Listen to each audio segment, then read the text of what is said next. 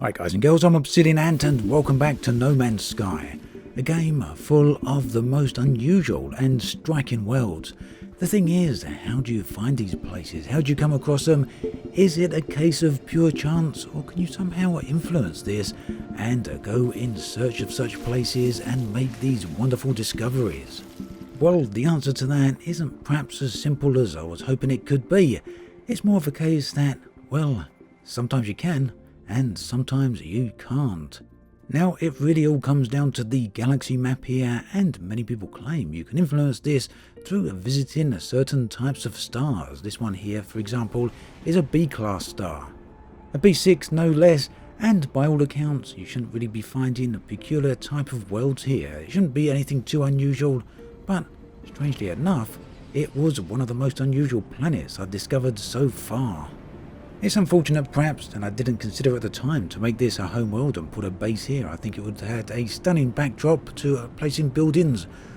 But unfortunately it didn't have many resources here, so after a bit of a look around I moved on, and now I can't find it again as I didn't dock at the station here in this particular system. But I guess there you go, eventually, just maybe I'll come across another one much like this. The thing is then, these are what's known as exotic worlds, and they've been in the game pretty much forever, but there's all different types of them. This is perhaps one of the most rarest type, the ones with the hexagonal type checkerboard on the planetary surface. They look very unusual, almost, well, constructed. But they're by no means the only type of unusual planet out there. Some others do have regular type of surfaces, but some unusual features on them, and, well, the question is, how hard are these to come by? I'm sure many of you may want to see them if you haven't done so already. So is there a way to locate these? And whilst we're at it, is there a way to locate the other types of planets, such as the frozen ones or the hot ones? Now the thing is, if you do want to find all types of planets, and indeed all types of resources that come with them, then you will need a few hyperspace drive upgrades. These are the Emerald one, the Cadmium one, and the Indium drive. Now, I've got the blueprints from all of these from Apollo. If you check out the Anomaly station, dock there, give him some bits what he wants, and ask for some starship upgrades, eventually he will give you these blueprints. Fortunately though, that's not the only way to get the improved hyperdrives. You can also purchase them from technology vendors on the space station by using nanites. Now, each different drive will allow you to get to different star classes, and we'll have a look at the star classes in just a moment. But essentially, each drive type will allow you to access certain types of stars and thereby allow you to construct other types of drives. So the cadmium drive allows you to collect cadmium, which then in turn allows you to make the emerald drive. And the emerald drive then allows you to make the indium drive. And in turn, or in short, the cadmium drive allows you to access red stars. The emerald drive allows you to access green stars, and the indium drive allows you to access blue stars, all of which you can't access. They're completely locked off if you don't have the relevant drive upgrades. So once you do have all these, the galaxy map will be completely unlocked to you, and you'll be able to visit any type of star. And this will really help if you want to track down specific types of planets or specific types of resources. Right then, as I was saying earlier, the whole point here is whether or not star class actually has an effect on planet type, and some people say it does, some people say it doesn't. There is a bit of anecdotal evidence to suggest there is a bit of impact, whilst it's still heavily weighted towards RNG. So at the moment here, we're actually looking at an E-class star. If you look down at the bottom left-hand side of the screen, we can see we're in the Nocturnish system, or however that's pronounced. After that, we can see some letters and numbers. Now the E represents the class of the star. This is an E-class star. In real life, there's no such thing as an E-class star. There's no such thing as green stars. But in the No Man's Sky world, there is. So this is the spectral class star E. After the E, we've got a number, and this is the subclass of star. The number represents the temperature range of the star. So the lower the number, the hotter it actually is. 0 being the hottest. And this goes all the way up to 9, which would represent the coldest of this particular class of star. Now after that, we've got some lowercase letters. Now not all stars will have these in the game, but some do. And these are the star's peculiarity code. Now, once again, we don't really know what sort of impact these have on the games. I've had a good look around the internet, and some people say it does have an impact, other people say it doesn't have an impact. So my suggestion, at least, is that I can give all this information out there, and then you can decide for yourself. It is worth experimenting with, and it has helped me a little bit in tracking down certain types of planets. But the peculiarity code really goes into the type of emission lines present. It talks about whether there's enhanced metal features, that would be a small case m. Two N's would represent the very broad absorption features. Neb would say nebular features present, but then again there's nebular features present just about everywhere in No Man's Sky.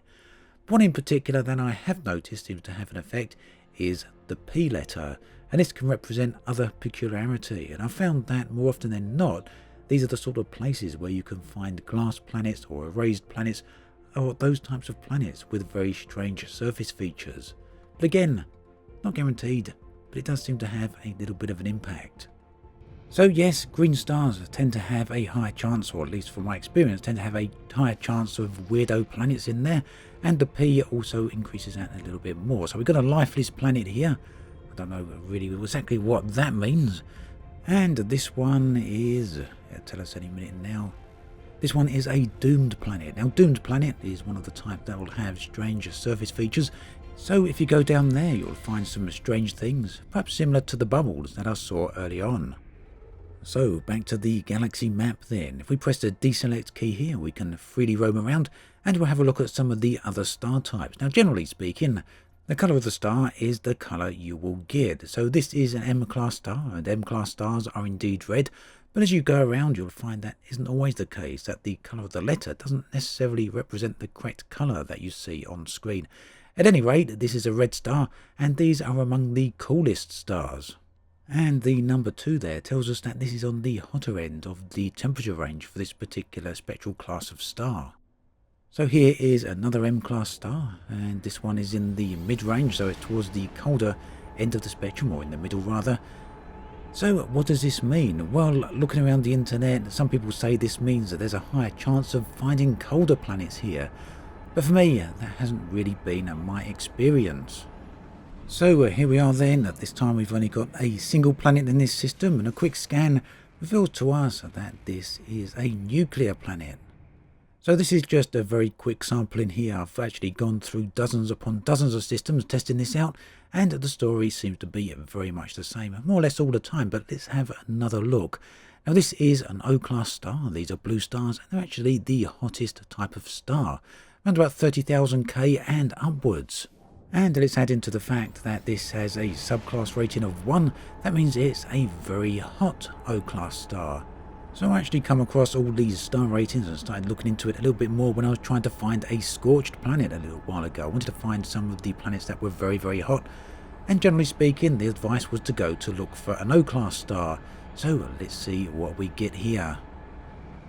So a number of planets then. We've got a ringed one right near us. I love these ringed planets, especially when you jump into the system right near a ring or right over the top of a ring. It gives a wonderful sense of scale, even though these aren't massive planets. So a freezing world. So one of the hottest stars in the game, and straight away we've got a freezing planet. So of course, if you're going to science it, and I don't think No Man's Sky could really be accused of being overly scientific, but nonetheless, if you're going to science it, you could perhaps say that this world is very far away from the local star, but that doesn't really seem to hold much water, because you can't really fly away from the star or towards the star in this game. So really, ultimately, if you're looking for specific types of planets or specific locations, then you do have a choice. You can rely on the RNG and just keep jumping at random, and hopefully, eventually, you come across what you're looking for, or you can try and use a little bit of the information that I've provided on here and increase your chances a bit. But do keep in mind that even if you do use the information, the RNG is still going to play a very heavy factor in things, and it still may take you a little while to actually locate these types of places. But what you're looking for are the planets with the unusual names. So doomed planet, erased planet, anything like that, and you're likely to find something a little bit strange down on the surface. But other than that, you probably won't find a lot of resources, but these are truly wonderful places to explore and discover. As always, thanks for watching, and I'll catch you guys and girls next time.